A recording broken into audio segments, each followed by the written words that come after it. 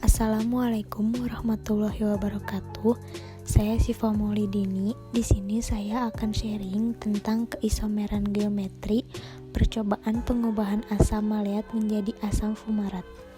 Tujuan percobaannya yaitu untuk memahami prinsip dasar konfigurasi ruang, khususnya isomer geometri, dan untuk perbedaan sifat kimia dan fisik antara senyawa yang berkonfigurasi cis dan trans.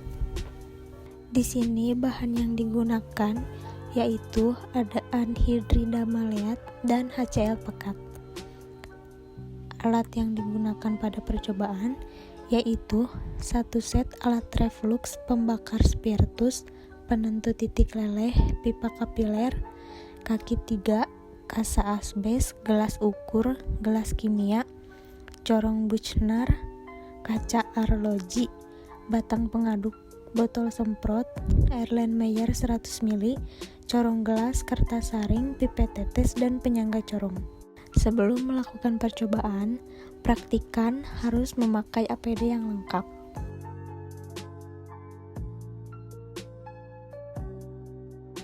Di sini saya akan menjelaskan cara kerja dan pembahasannya.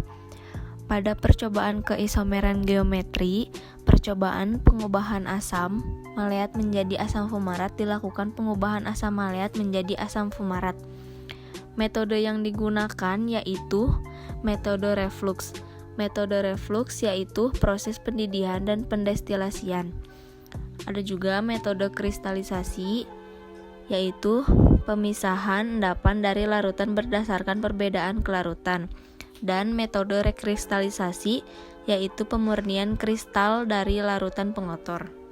Penggunaan Aquades berfungsi sebagai pelarut sehingga dapat mempermudah terjadinya pembukaan ikatan pada senyawa siklik dari anhidrida maleat dan terbentuknya karboksian.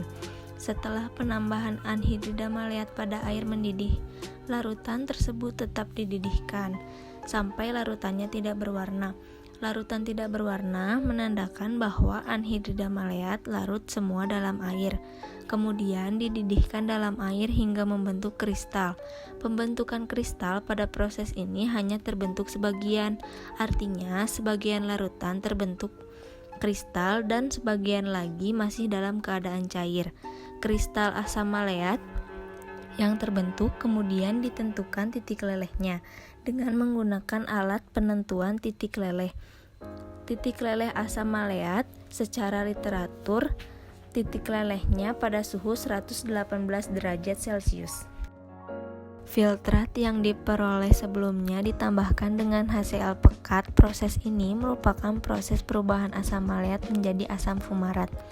Penambahan HCl berfungsi sebagai katalis yang digunakan untuk memprotonasi setelah gugus karbonil, sehingga ikatan rangkap pada atom karbon dapat beresonansi kembali. Ion H+ dihasilkan lagi dari reaksi pada tahap keempat.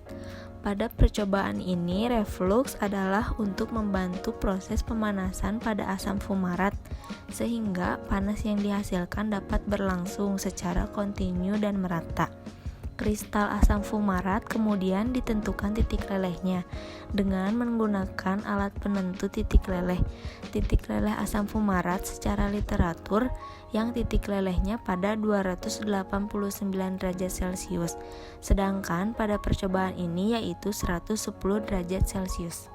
Pada percobaan pengubahan asam maleat menjadi asam fumarat, larutan filtrat asam maleat dari proses sebelumnya ditambahkan HCl pekat dan direflux secara perlahan-lahan.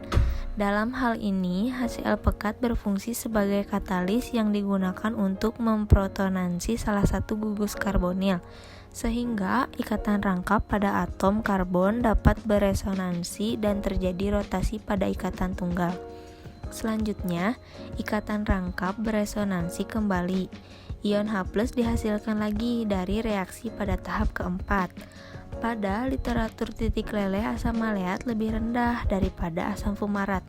Karena pada asam maleat hal ini menandakan adanya perbedaan sifat fisik antara senyawa berisomer cis dan trans.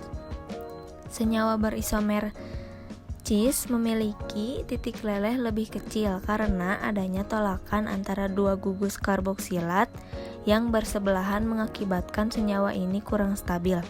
Sedangkan senyawa yang berisomer trans memiliki tolakan yang kecil, sehingga senyawa relatif stabil. Dan pada percobaan ini, titik leleh maleat lebih tinggi daripada titik leleh asam fumarat.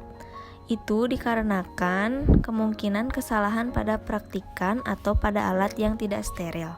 Di sini terdapat data pengamatan, yaitu ada berat kristal asam maleat 7,64 gram, berat kristal asam fumarat yaitu 4,45 gram, dan berat kristal asam fumarat yang sudah direkristalisasi yaitu 0,51 gram.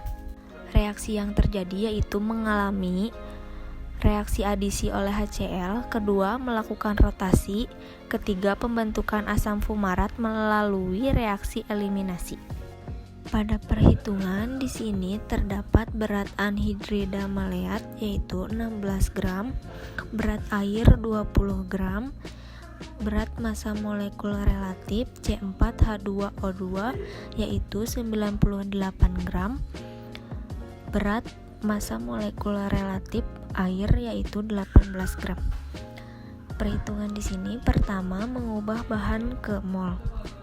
Pertama, mol anhidrida maleat yaitu gram per massa molekular relatif. Di sini yaitu 16/98 menghasilkan 0,16 gram. Kemudian mol air sama dengan gram per massa molekular relatif yaitu 20/18 menghasilkan 1,11 mol.